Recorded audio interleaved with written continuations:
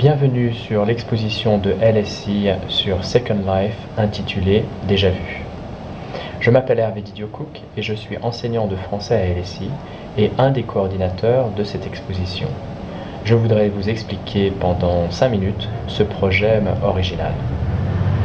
L'art est un thème étudié en cours de langue et société française et francophone LN 330 à LSI. Et sur le campus, nos étudiants, les visiteurs, peuvent apprécier un certain nombre d'objets d'art. De plus, les entreprises qui recrutent des étudiants de LSI font généralement des commentaires quant à la compétence de travail en collaboration de nos étudiants. Et c'est vrai qu'il manquerait, je parle au conditionnel, d'accord, nos étudiants manqueraient de confiance, de pratique au niveau du travail en groupe. Le travail en groupe étant testé pendant les entretiens de recrutement et bien sûr souvent essentiel dans les divers emplois offerts à nos étudiants de LSI.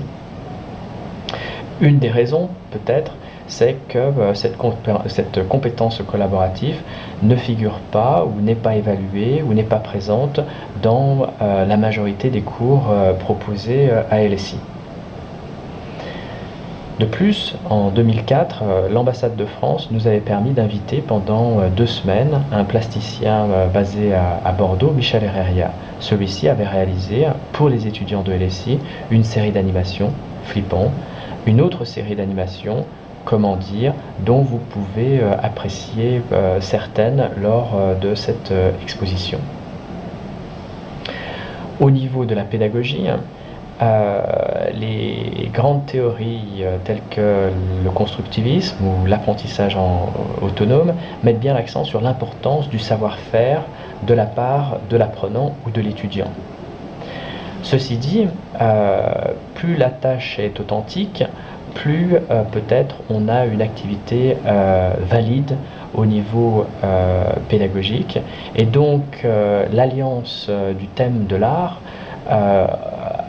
avec la pratique de la langue étrangère ou l'apprentissage de la langue étrangère nous ont suggéré que peut-être une exposition organisée par des étudiants qui apprennent le français pourrait être un moyen de mettre en contexte ce qu'ils ont appris.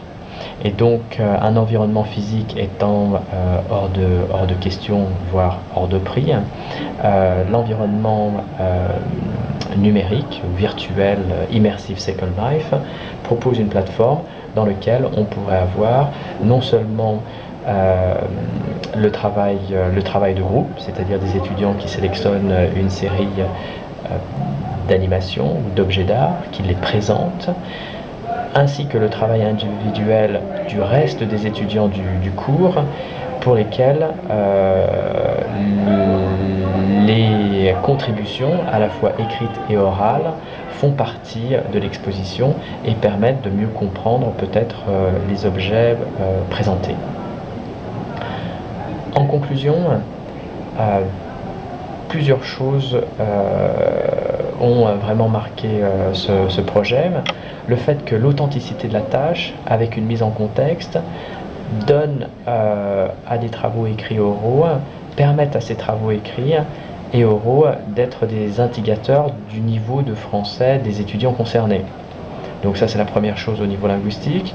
La deuxième chose, au niveau du travail de groupe, il y a bien eu la mise en pratique d'un travail d'équipe entre le professeur et les étudiants, mais aussi les tiers, notamment l'artiste, mais aussi la spécialiste Second Life qui a aidé les étudiants à créer cette exposition. Et donc il y a bien eu un vrai partenariat, une vraie collaboration, sans notes, sans la pression de l'examen, seulement motivé par la volonté de créer une exposition réussie.